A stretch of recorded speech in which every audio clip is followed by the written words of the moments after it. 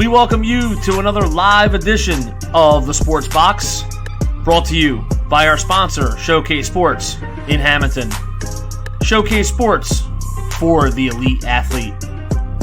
And by our friends over at CrowdPlay. Download the free CrowdPlay app today and check them out at www.crowdplayapp.com for details. Ladies and gentlemen, it's showtime.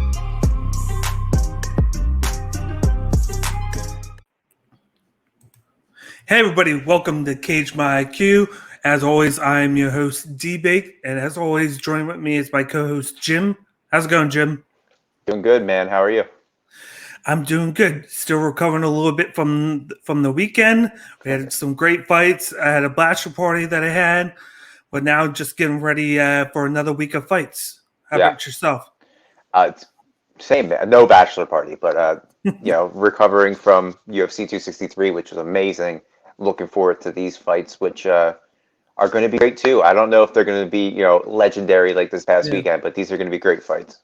Exactly. But today we will be previewing UFC Vegas 29, which is headlined by Seung Jung, a.k.a. the Korean Zombie, going up against Dan 50K Ige, which is going to be a great matchup in itself.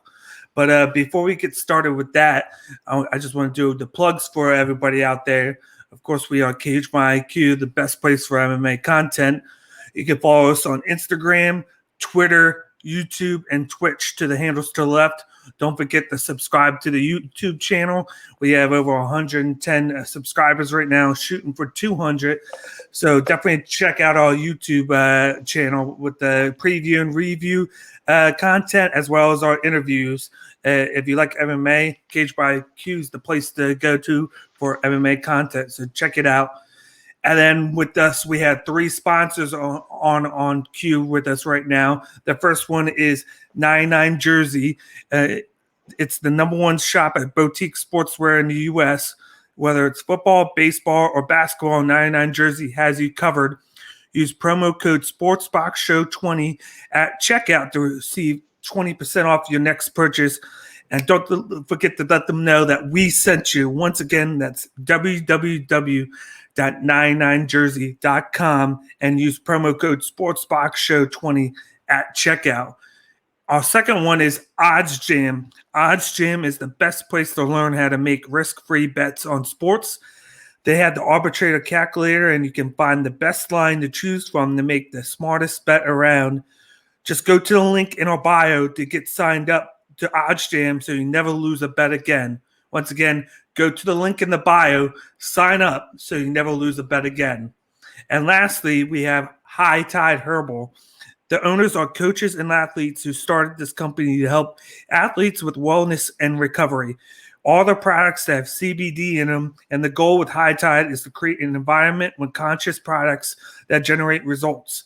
Go to www.hightideherbal.com and use promo code CageMyIQ10 at checkout to receive 10% off your next purchase. Once again, that's CageMyIQ10 at checkout to receive 10% off your next purchase. That's a mouthful. It is. But let's dive right into UFC Vegas 29 right now. The first fight we have on this card is a matchup between Dhiego Lima and Matt Brown, which is a welterweight matchup. Matt Brown is 24-18. He's the plus 145 underdog. And then you got Dhiego Lima, who is 17-8 and is the minus 170 favorite. What do you see in this matchup? Well, let's start with Dhiego Lima. Dhiego isn't going to knock you out, but does have the power. He's more than likely going to keep the distance using his jab while looking for a chance to get a takedown and then try to lock in one of his go-to submissions. Recently, he's been going the distance more often than not. His one glaring weakness has been his chin, with him being knocked out 4 times in the past. But something worth noting is that since returning to UFC, he hasn't been knocked out. I don't see him getting knocked out in this one, which brings me to Matt Brown, who's a well-rounded fighter with 14 KO wins, 6 submission wins, but is most known for his knockout power. He uses his elbows extremely well in the clinch. Just go back and look at that fight with Diego Sanchez but is susceptible to being taken down. He's been submitted 10 out of his 18 losses where he's given up his neck and has been choked out all 10 times. So he's not going to get you're not going to get caught in an arm bar. He's not going to get caught in omoplatas and stuff like that. He's going to get choked. His jiu-jitsu is good with a brown belt, but he could have trouble going up against Dhiego Lima if this fight goes to the ground. I expect Matt Brown to actually work from the distance and do most of his work in the clinch, get Dhiego up against the cage, and work on some dirty boxing, utilize those elbows. I'm surprised with the odds in this one. I thought it was going to be much closer than it was, and I actually thought that Matt Brown was going to be the favorite, which is why I went with Matt Brown. I'm going Matt Brown by decision. I think it's going to be a rough week for the Lima brothers. Yeah, definitely. If you didn't see it on Friday, his brother Douglas lost his championship to Yaroslav Amosov in basically a one-sided affair. And then Amosov became the first Ukrainian to win a major title. Yeah. But to start off with Dhiego Lima, he's Brazilian. He's fighting out of Atlanta, Georgia. He's 31 years old, 171 pounds. He's 6'2" with a 77-inch reach. He fights out of America Top Team Atlanta. Then you got Matt Brown, who is fighting out of Cincinnati, Ohio. He's 40 years old, 171 pounds. 6 foot with a 76-inch reach, and then he fights out Strong Style Fight Team and Immortal Martial Arts Center. So he has 2 gyms that he fights out of. With Dhiego Lima, he has a Muay Thai background. He loves to throw the counter left hook, and one thing that he does is he sort of telegraphs at that left hook too much. So if Matt Brown can game plan right, he should be able to telegraph it and counter it. Then Lima likes to throw leg calf kicks. That's going to be a thing that might help him out in this matchup. His takedown defense is really good on the first attempt, and then it gets a little bit worse afterwards. He gets the first attempt, but then he kind of gets a little bit lazy afterwards. He tends to have low volume, and he has a suspect chin, but he does have the power on his side, which he can use. Whereas Matt Brown, he has the basic stand-up style. He uses a straight right hand and then an elbow. He's very flat-footed and struggles against the leg kicks, which is why I said that could be Lima's go-to in this matchup. Matt likes to clinch and change levels to get his opponent down. And his cardio has been pretty decent. It's not great, but it's not good. But I feel like in his matchup, I feel like Matt Brown's going to be able to get the clinch and get the takedowns pretty easily. He's going to do that to avoid the leg kicks because I feel like Liam is going to do a lot of leg kicks to do damage to him, and it's going to hurt Matt Brown. But I think early on it's going to happen, and it's going to lead to the clinch. And I think that's where Liam is going to struggle. You saw his brother struggle against the takedowns with the Amosov. That's a different story, but I think his brother's better than him with defending them. And I could see this being a unanimous decision victory by Matt Brown, but don't be surprised that if it might be a split decision because of those leg kicks, because I feel like those are going to do damage and slow down Matt Brown. And then a guy at his age, he shouldn't be taking too much of those leg kicks unless he knows how to defend him. But I got Matt Brown by unanimous decision. Nice. I agree with you 100%. I think the leg kicks are going to play a factor, and whether or not Brown checks them is going to be the one of the deciding factors in this fight. The other one is the clinch, like you said. Yeah. Whoever can get their opponent to have their back on the cage is going to win this fight, I think, because they're both tall guys, and once you cut their cage and you put them on their the back heel against the end of the cage, it's really hard to kind of set up those punches, especially a really good counter left or that jab. It's really hard to find your range there when you're kind of boxing in a phone booth. So I'm with you, man. I'm going to go with Matt Brown. I was surprised when you picked Matt Brown, but I'm happy. Yep.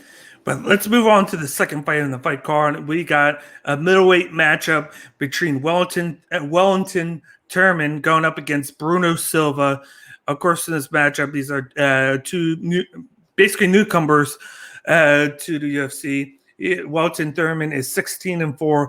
He is the plus 120 underdog, and then Bruno Silva is 19-6 and is a minus 140 favorite.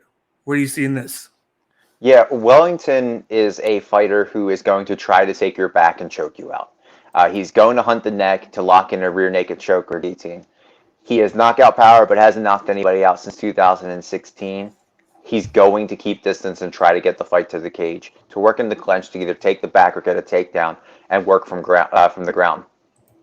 The real question going into this fight is, how is his cardio going to be? He's had health issues involving a bout with COVID, or following a bout with COVID in September, and then having pneumonia in February. So both really kind of zap your lungs. You're not going to have the best cardio. So if he's coming in with, suspect cardio to begin with, his cardio could be majorly affected in this. So the health issues may affect all that cardio. With Bruno Silva, he's coming in making his UFC debut and is also fighting for the first time in 2.5 years after a USADA suspension. He's coming in riding a four-fight win streak and is a knockout artist who is going to move forward and try to get the fast KO. His takedown defense is suspect, and he's going up against a skilled grappler. He has been submitted 5 out of his 7 losses. He's going to go up against a fighter who specializes in choking his opponent out, so he's going to need to be the aggressor and not get his back to the cage. Just like we talked about Lima and Brown. If Silva's back is to the cage, it's game over, I think. But with that being said, I actually think newcomer Bruno Silva is going to knock out Wellington Turman. I'm going to say second round, he's going to knock him out, and then this is going to be his ascent. Now, we'll see what happens with USADA after that, but I'm going to go with the newcomer. Yeah, first off, we got Wellington Turman. He's from Brazil. He fights at Curitiba, Paraná, Brazil. He's 24 years old, 185 pounds. He's 6 foot with a 72-inch reach. He fights out Gael Ribeiro Team Gym. Then you got Bruno Silva, also from Brazil, and Curitiba, Paraná, Brazil. He's 31 years old, 184 pounds. He's 6 foot with unknown reach on this, and then he fights out Erosa Thai MMA. You mean to tell me all these fights, he's 19-6? That says they don't know his reach.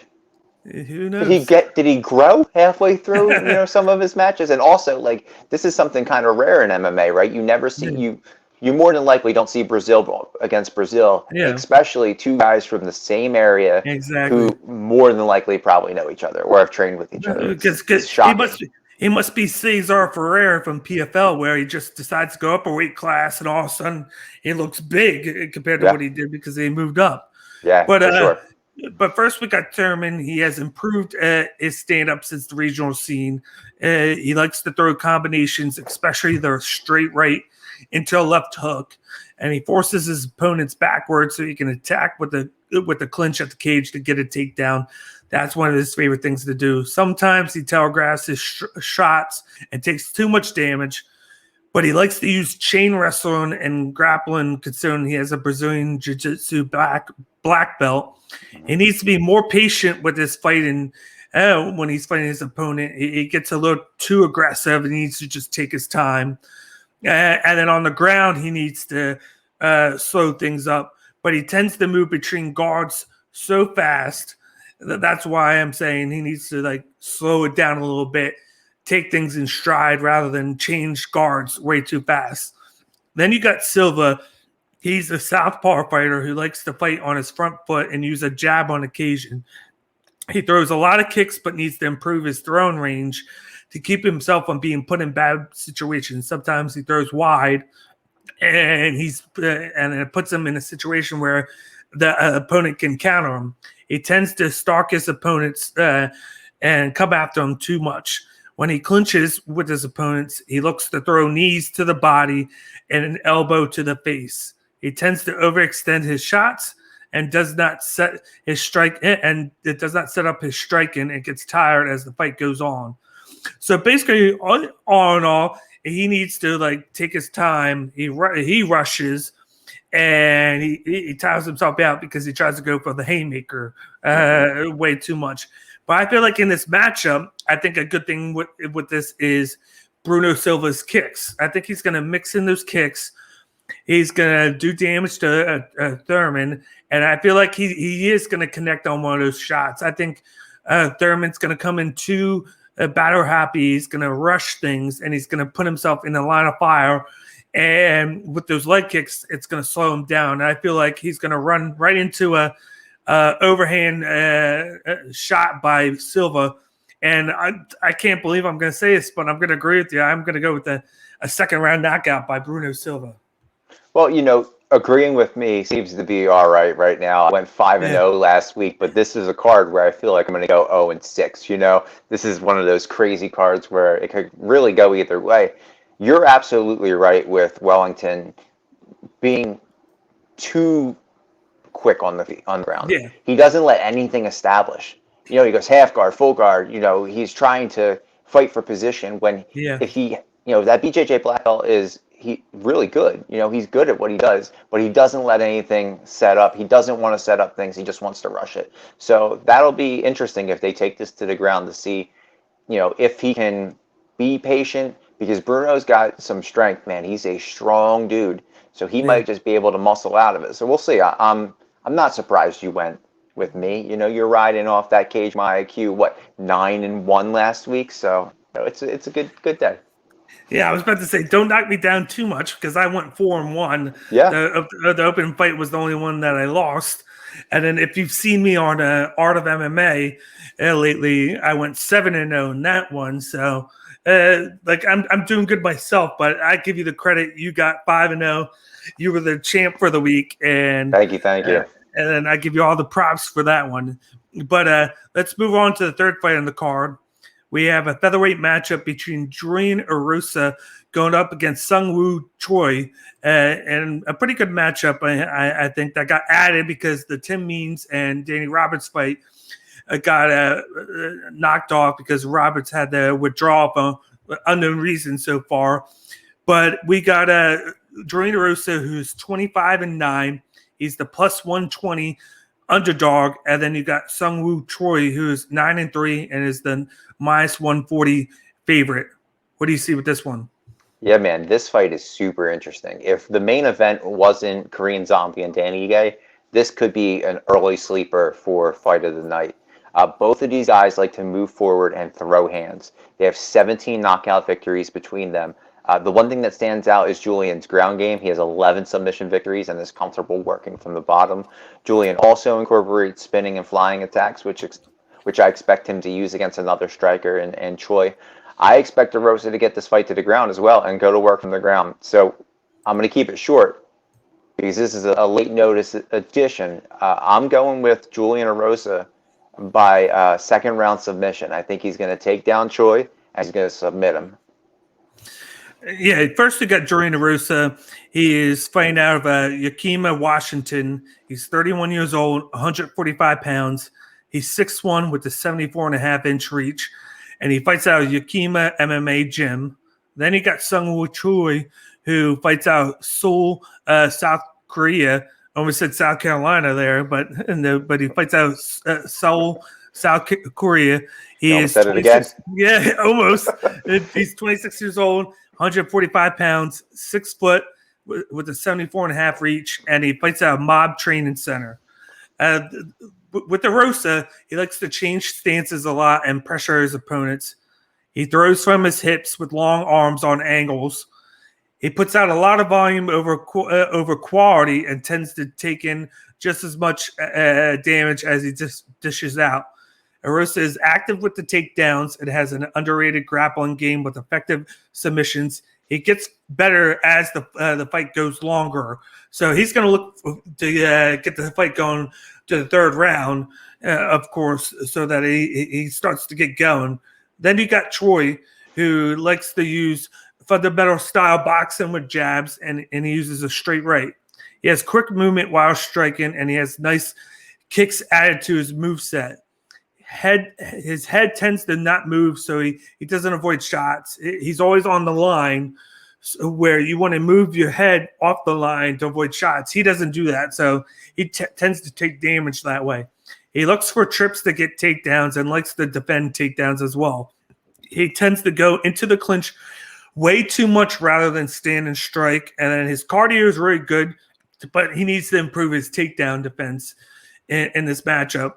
But I feel like where this matchup is going to be won is with the style of Choi, where he's going to go for the leg kicks and then for the takedown. I feel like Erosa is kind of like I wouldn't say a one-trick pony, but all he does is he does volume and then switches his stance, and then he puts himself into bad situations where he can get knocked out or badly damaged.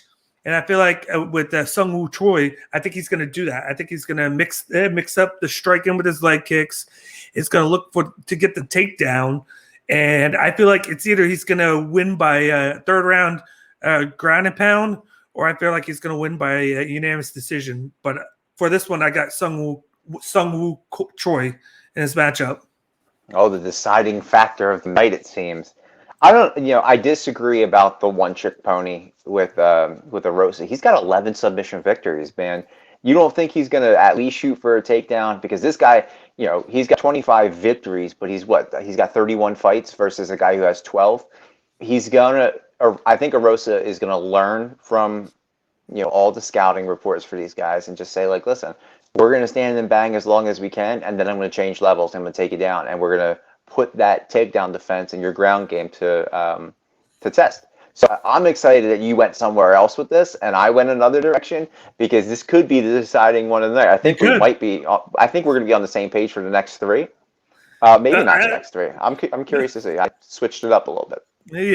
Yeah. I'm just afraid of the leg kicks by Choi. I don't know how Erosa is going to deal with those, because I feel like he's not going to defend them as well. I feel like they're going to. He's good at catching them and sweeping, so that could be a big factor in there. It could. He's just going to have to use his stance changing to do that. I do feel like he could do that. I just feel like he's going to get popped in this one. I just have a feeling with that one. And he's not going to killers. And he's not going to want to get hit by Seung Woo. So I would say that one. But let's move on to the fourth fight on the card.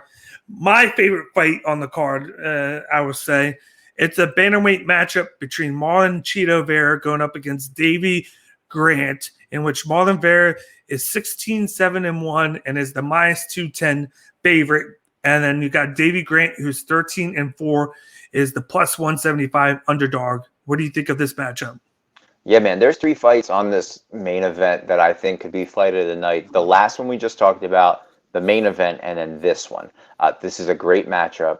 It's kind of a repeat. It's a rematch. Sorry. Cheeto is coming in trying to avenge his loss to Jose Aldo, probably the biggest opponent he's had to date. I think that fight taught him a lot and how to change his game plan.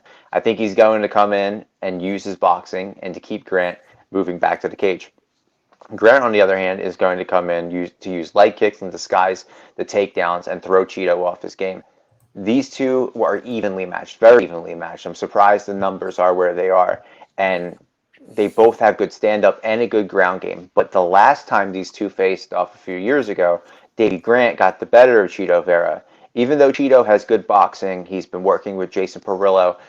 Grant is no slouch and has a great left hand. Grant is coming in on a 3-fight win streak, and I believe he gets it done. I think he goes the distance again. This is going to be a unanimous decision. Davey Grant beats Cheeto Vera. Yeah, first off, we got Marlon Vera. He's from Ecuador. He fights out of Albuquerque, New Mexico.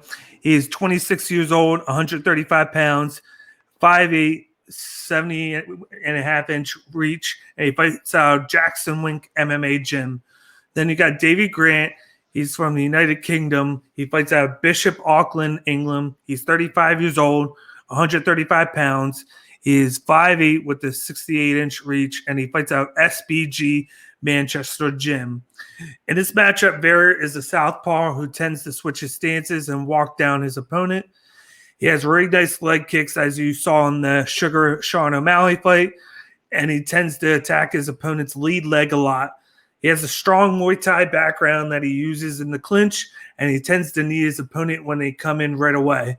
He tends to get behind on the judges' cards in some fights, but he's been able to manage with that in the past. Whereas Davey Grant has a kickboxing style and has a purple belt in Brazilian Jiu-Jitsu. He He tries to control the pace of the fight. He does not check kicks and throws a bunch of kicks in itself. He tends to leave his hands low when fighting. Davey tends to shoot for takedowns from far away, but he connects on more than he misses. He is awkward at times on his feet. He has knockout power, which is crazy high for a guy of his stature, and he takes too much damage in fights. But he does that to inflict more damage. He takes some in to get better shots. And I feel like in this matchup, it's going to be more the same with this one. You're going to have Chito Vera. He's going to attack the leg because from the last fight, he knows he's going to be able to connect on a lot of leg kicks. And he's a guy that could be a betting odd to get a submission victory over Davey Grant. But I just feel like with Davey Grant, like he just matches up well against Marlon Vera with the kickbox, and he's going to be able to kick him as well as get kicked. He's used to it. He takes damage, so he's going to be able to take it. I just feel like he has that knockout power. I don't see that in Vera. Vera's going to be more of like a volume guy, but I feel like even though Vera has never been knocked out, I feel like this could be the fight where he gets knocked out, and I'm going to have this by third round knockout by Davey Grant. Wow, that is a bold prediction. We need a segment on this show called Dan's Bold Predictions. I always want to pull for Chito. When he was going up against Sean O'Malley, people were like, this is going to be the fight that breaks Chito into the mainstream. And then he goes up against Jose, and he has a lackluster performance. I always want to root for him, and I'm rooting for him in this fight. I don't think he wins, though. I'm with you, man. I'm surprised you picked Davey. You were real high on Chito during your scouting and your recap of his skills, and I'm like, oh man, this is another decided fight. But yeah, man, back to back. Okay. Yeah. I gotta go with Davey Grant, especially after his last fight where he looked like he was gonna lose, and he just ducked under and knocked the guy out. So he's an exciting fighter, Davey Grant. He is, and I always feel like Chito Vera's, he's always doing this. He's always teeter-tottering with his fights, and I just don't feel like he's going to get it done here. I could be wrong, but I feel like this is Grant's time. Yeah, his record indicates that he's kind of up and down. Yep. But let's move on. Yep. But let's move on to the co-main event of the evening. This is kind of the most boring fight of the main card. Easiest one to pick. Exactly. We got a heavyweight matchup which pits Aleksei Oleinik going up against Sergey Spivak, where Oleinik is 59-15-1 and is the plus 190 underdog going up against Spivak, who is 12-2 as the minus 230 favorite. What do you see in this matchup? The same everybody sees. First, you see that Oleinik has more losses than Spivak has fights. Which is amazing. I mean, this guy's been fighting forever, and he's going to work this fight until he can get it to the ground and take Spivak's back. He's coming in the loser of his last two fights and has really struggled against strikers as of late. I expect him to work from distance and shoot for takedowns and try to get the sub. That's his game plan in every fight, and it's not going to change in his 78th fight. Sergey is coming in riding a 2-fight win streak. He moves well and is good on the ground. So, throw out that game plan for Oleinik. He's only gone to the judges 2 times and has never been submitted. So that's worth noting. He's going to come in aggressive and look for the knockout. I think his speed and power is going to be the best, get the best for Aleksei. And I think he knocks him out in the first. I think Sergey is going to knock him out first round, kind of like that, was it Kyle Dawkins fight? Yeah. Chris Dawkins? One of the Dawkins brothers just went in and just really went to work on him. I like Aleksei, but this kind of goes back to what we talked about in 263 with Damian Maia. The game is evolving. The opponents are evolving. And Sergey's a big boy, but he moves fast. He moves like a lightweight. And I think the polar bear, Sergey Spivak, is going to get this win and make easy work of Aleksei. Talk about nicknames. You got the boa constrictor going up against the polar bear. You can't beat that one. Love it. Two But, apex predators. exactly. But first you got Oleinik. He's from Russia. He fights out of Moscow, Russia. 43 years old, up there in age. He's 240 pounds, 6'2", with an 80-inch reach, and he fights out of Rus Fighters MMA, and then Aleksei Oleinik MMA School. I like how he spells it differently with that. But then you got Sergey Spivak, who is from Moldova. He fights out of Moldova as well. He's 26 years old, 245 pounds. He's 6'3", with a 78-inch reach, and then he fights out Polar Bear Team Gym. That's the best gym ever name. That's all I'm going to say. But first you got Aleksei Oleinik. He throws wide shots and looks for the clinch at the throwing crazy hooks. He's very flat-footed and is oddly effective that way. He's very aggressive after takedowns and is strong and looks for submissions and passing guards. His grappling is his strength, and he's dangerous in all spots on the mat, especially with his reversals. He has bad cardio now, being 44, almost 44, and he takes too much punishment. He's basically a submission specialist at this point in his career. Then you got Spivak, who has improved striking. That each fight has gotten a lot better. So it wasn't that great, and then up to now it's starting to get really good. He throws mostly straight punches and jabs. He takes the back foot as a form of defense. He goes for takedowns after catching kicks and likes to look for judo throws in the clinch. On the ground, he looks for ground and pound and keeps the person on the back, wasting energy. One of his strong points is his cardio, but he needs to improve his get-up game from being taken down. That's going to be a thing to watch for in this matchup. Is he going to try and take Oleinik down? Because if he does, he's going to have to avoid the submissions. And then if Oleinik takes him down, how is he going to handle being down and then getting back up? Because it's not one of his strong points. That's why I feel like this is going to be a stand-up fight. Like I was thinking about maybe going Spivak with the unanimous decision victory. But the more I see of it, like I see it sort of like the last fight. Just like you said, you took the words out of my mouth, the Darkest fight where Darkest was just piecing him up early because when he's standing up, like he has no chance in the stand-up game. He has to take his opponent down. And I feel like Oleinik's not going to be able to do that now. He's starting to show a lot of age. He's slowing down a lot with his pace. And I just feel like Spivak with his improved striking is going to knock him out. I don't think first round, but I think he's going to get with the second round knockout. Yeah, it's a shame, right? Because Aleksei has done a lot for the sport of MMA. Yeah. But again, the competition is moving forward. And I wouldn't listen.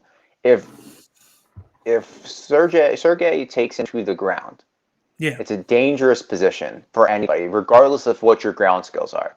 Aleksei's great on the ground. He works great from bottom. He'll lock in those Von Flue chokes. He gets you in weird, Peruvian neckties. He's a master submission. He almost got Derek Lewis in one before Derek Lewis knocked him out. And I mean, that's the trend for him. But isn't this like, you're a soccer guy, right? Didn't Moldova just have a huge UEFA showing? Didn't they go out there and they looked real good? I think this is another win for Moldova with Sergey Spivak. I think this is going to be a big week for Moldova. Me too. So we're both on the same page with Spivak winning this by knockout. Yep. But let's move on to the main event of the evening. The reason that we're talking about this, we got a featherweight matchup on hand in which we have Seung Jung, a.k.a. the Korean Zombie, going up against Dan 50K Ige, whereas Korean Zombie is 16-6 and is the minus 105 underdog. And then you got Dan Ige, he's 15-3 and is the minus 115 favorite. What do you see in this matchup? A super close fight and also an absolute war. Korean Zombie is going to move forward and use his kickboxing to back Ige up to set up for the eventual takedown. We know this. We've seen this, which I don't think will be super successful. I expect him to keep the fight standing. His chin has been one of his strengths as he's gone to war with guys like Ryan Ortega, Yair Rodriguez, Jose Aldo, Dustin Poirier. and I expect him to be prepared for another war with 50K Ige. Ige isn't going to back down from an aggressive fighter.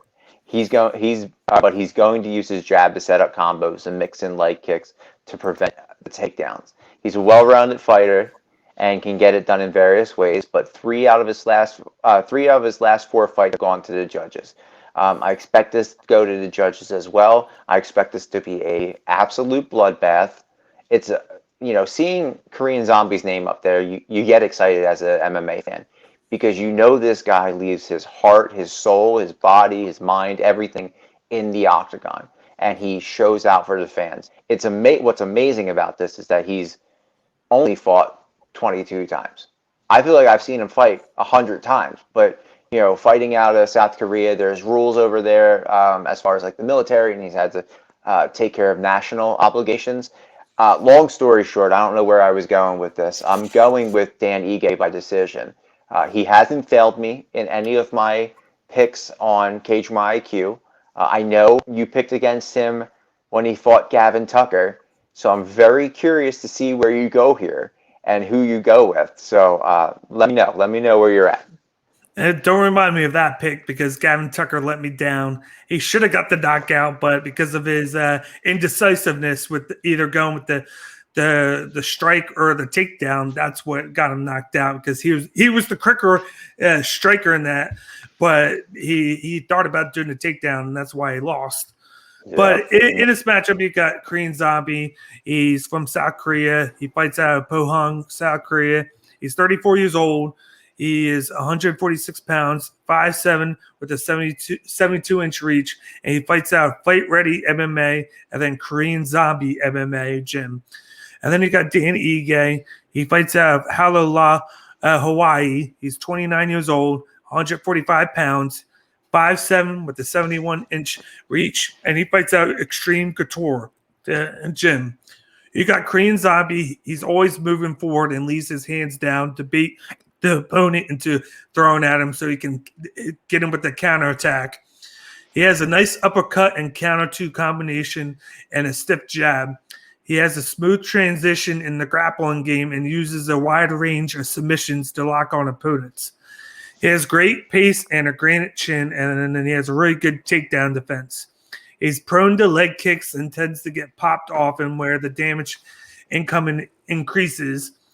And then, of course, just like you said before, it seems like he's fought a lot more, but he hasn't because of the military obligations that he had. So he had like a 2-year gap where he did fight before he came back. And then you got Dan Ige, who's quick and fast with his hands. He's always moving and likes to throw combinations. His style asks for him to fight in the pocket and attack. He tends to drive through opponents to try to get the takedown and needs to improve ground defense. It struggles against better strikers who can stuff his takedown, and he has knockout power, and then his pace usually slows down later in the fight, which benefits Korean Zombie. I feel like in this matchup, he's going to go for the takedowns because they can both stand and trade, but I think for some reason he's going to go for the takedown, and it's not going to work well because Korean Zombie is well known for his defense. If he tries to do that, it's going to put himself into situations where he's going to get taken down. And then you could see Korean Zombie get a submission. But I feel like in this matchup, they're going to start stand up and trading. I don't think it's going to end well for Dan Ige because, as you know, Dan Ige, every time he gets this chance at a limelight fight against good competition, he doesn't have a good showing. He just had one with Calvin Kattar. Didn't go well. He lost that fight. And then he was relegated to fighting Gavin Tucker. And I thought Gavin Tucker could have finished him had he had not made the decisions that he made in the first 20 seconds. But I'm going balls out right now. I'm going first round knockout by Korean Zombie. I think he's going to knock him out. He has the power. And Dan Ige has shown that he can get beat. So I got Korean Zombie first round knockout. Wow. Yeah, you're going balls out, you said. Yeah, that's wild. I don't know, man. I don't know. You picking, I'm speechless. You picking Korean Zombie ensures that I'm going to win this week again because Dan Ige is your Achilles heel. You always pick against him, and he wins. That was only one time to pick against him. It doesn't matter. That's all that matters right now is it's just one person. So let's play our favorite game that we play every week when we talk our finale main event picks. What's next for the winner, right? Because it's usually a ranked guy. We talked about it last week. We've talked about it before with Biggie Boy and everybody going. Who did Biggie Boy just fight? Tybura? No, he didn't fight Tybura. Who did Rosenstrike just fight? Oh, Sakai. Yeah, Sakai. And then guess what? And guess what? He's fighting Curtis Blades, like I said. We both said it. So what's next for the winner of this matchup? So you have Korean Zombie. He's number 4 in the UFC rankings. You have Dan Ige, who's number 8 in the rankings. Holloway's booked. Ortega's booked. Volkanovski's booked. Cater's booked, correct? Yep. So, is Korean Zombie going to wait another year and then maybe get the winner of Holloway's fight? Well, you got right here, as you see here, he's ranked number 4, and then Ige's number 8. Say Ige wins, it really depends on Josh Emmett because he's coming back from injury from his fight against Shane Burgos. Yeah. And he's been out because of that injury. I don't see him getting the rematch against Calvin Kattar. I could see him fight Josh Emmett when he comes back because everybody else is active. Max Holloway has Yair Rodriguez. Brian Ortega has Volkanovski. Yep. And then he's fighting Korean Zombie right now. So and then he lost to Calvin Kattar.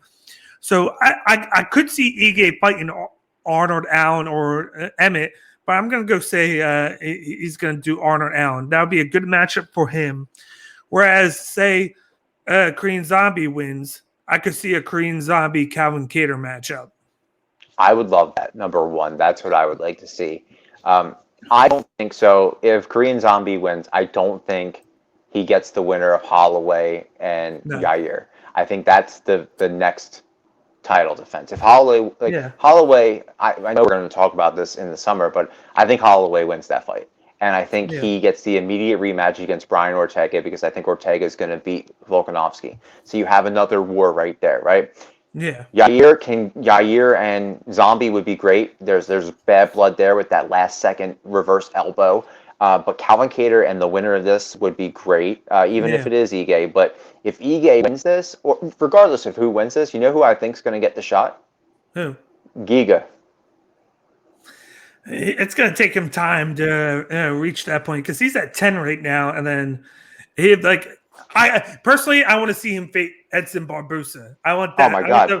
I want the battle of the leg kicks. My legs hurt right now thinking about that. Like that's a dream matchup right there. Exactly. I think Barbosa's going to get Emmett, and I think Giga should get Arnold. Okay. And now everybody's fought in this calendar year. Exactly. Yep. And then, Dana and everybody can just work from there and try to figure out where to go. Because, if Ortega loses, Calvin Kattar versus Ortega would be good. Yair, if Ige wins, Ige, Yair. And it's just based on who, where we fall. But it's again, who wins, right? If the 8 seed upsets the 4 seed, the rankings are all shooken up. If the 4 seed beats the 8 seed like he's supposed to, then we're back to square one, and then you just have to match 6, 7, 10, and 9. So, I don't know. Yeah, there's a lot of possibilities in this. That's why I like predicting this, because you never know who's going to win, who's going to lose, and then who's going to get the fight who. But that'll wrap things up with the UFC Vegas 29 preview with us. You got anything to say before we get going? No, I just hope I win another week, to be honest with you. I did not feel confident going in this. So if you're watching this and trying to base our picks, your picks off of our picks, go to Oddsjam and figure out what the professionals say. We're trying. But last week, if you took my picks, you're welcome. Yep. But before we get going, I just want to give a shout out to Active Geek Productions. As you know, last week we made the announcement that Cage My IQ is now affiliated with the Active Geek Productions. Do you want to let them know what you guys are doing right now and what's coming out? Oh, Jesus. We are doing a lot. We have Active Geek Podcast every Wednesday. It's our big episode, around an hour long. And then on Saturdays, we're breaking down Loki, the new Disney Plus series. Galaxy Wars every Monday. We do movie reviews, TV reviews. We're also going to be talking about Loki. We've got this show every single day. Hardest working man in MMA is right here, Dan Bakley. So it's a privilege to have him on our network. And eventually there's going to be a new show announced in the coming months that I'm excited about. But that's just your little teaser there. But we've got a lot of stuff. So if you're geeky and you like crossover stuff, I talk sports. I do include MMA stuff. Give us a follow and give us a listen. And let us know you came from Cage My IQ, and we will shout you out in an upcoming episode. Exactly. And then you can also check me out. I've been doing the Art of MMA podcast with Mike Ginn and Brandon the Mechanic Catino. He is a kickboxer in Glory. But you can check us out on there. I've been doing that with them every Wednesday, and it looks like I'll probably be a regular for the time being on there. Great guys. Talking the fights with them. We go a little bit more detail with not just UFC, but we do Bellator and PFL as well, and then do like a nice roundtable discussion on certain topics. So check that out at Art of MMA on Twitter, and then they also have their website, which you can access from their Twitter page. So go to @Art of MMA and check them out, and check me out on there as well, trying to get the Cage My IQ brand out and branching myself out. So check that out. And as always, you can follow Cage My IQ out on Instagram, Twitter, YouTube, and Twitch at the handles to the left. Don't forget to subscribe to the YouTube channel. You know the deal. You know the content that we have on there. Subscribe. Let everybody know about us. We appreciate it. And then that'll wrap things up for today. As always, I am your host, D-Bake. This is my co-host, Jim DiLullo. You guys have a wonderful rest of your day. Talk to you guys later.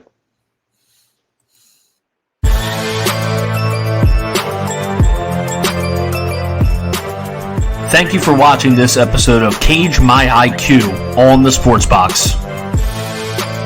Please remember to follow us on all of our social media outlets.